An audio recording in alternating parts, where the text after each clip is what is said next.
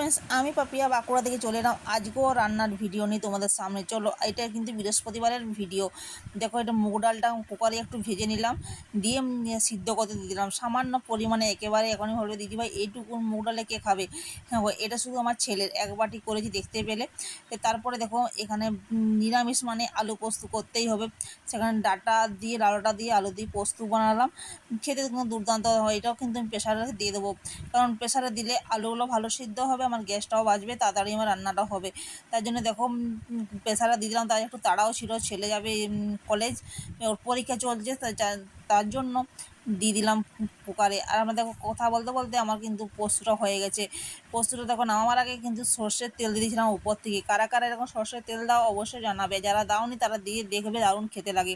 আর এদিকে করবো দই পটল। দই পটলে দেখো, পটলগুলো ভিজে নিলাম, দিয়ে মশলাটা কষে নিলাম। এখানে শুধু টমেটো দিয়েছিলাম আর কাজু একটু বেটেছিলাম, আর কোনো মশলার সাথে পেস্ট করিনি। আর গুঁড়ো মশলা দিয়েছিলাম, হলুদ গুঁড়ো, জিরে গুঁড়ো আর লঙ্কা গুঁড়ো, আর নুন আর সামান্য চিনি। এইগুলোই হচ্ছে মশলার মধ্যে। আর দইয়ের পটল করবো, দই তো লাগবেই।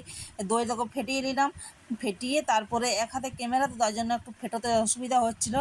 দিয়ে দেখো, দইটা আমি দিয়ে দেবো। তেল ছেড়ে এসেছে যখন, মশলাটা আমার কষানো হয়ে গেছে, দিয়ে এরপর দইটা দিয়ে দেবো।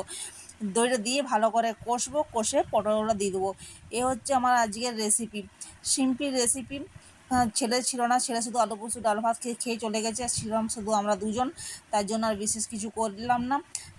বন্ধুরা, আজকে আমার রান্নাগুলো কেমন হয়েছে অবশ্যই কিন্তু কমেন্ট করে জানিও। তাহলে বন্ধুরা, কে কোথা থেকে দিয়েছো সেটাও জানাবে, আর এভাবে ভালোবাসা দিয়ে পাশে থাকবে। তাহলে বন্ধুরা, আজকের মতন ভিডিও থেকে বিদায় নিলাম।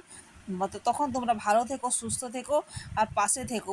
চলো, আর একটা কি, এটা না হয় দিনের গেল, এবার রাতের জন্য তো করে রেখেছি, সেটাও তোমাদেরকে শেয়ার করি। করেছিলাম বুটের ডাল, নারকেল কুচি দিয়ে বুটের ডাল। এই রান্নাটা হয়ে যাওয়ার পরে ভাবলাম কী রান্না করবো, রাত্রেবেলায় ছেলেদের এসে খাবে বিকেলবেলায়, তার জন্য করে রেখেছিলাম বুটের ডাল।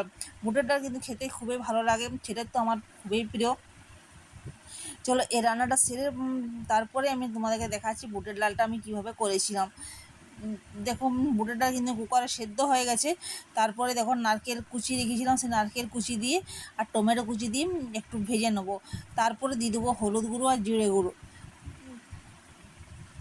আমি কিন্তু আদাটা অ্যাভয়েড করে চলি। এখন বলে দিদি নিরামিষ একটু আদা দিতে পারতে না গো, আমি আদাটা একেবারে অ্যাভয়েড করে চলি আমার শরীরের জন্য।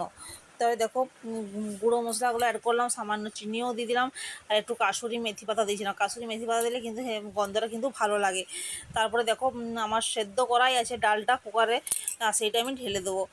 এই হচ্ছে আমার বুটের ডালের রেসিপি। এইভাবে কিন্তু খেতে খুবই ভালো লাগে। তোমরা যদি ঘি পছন্দ করো দিতে পারো, আমি ঘি খাই না, তা দিলাম না।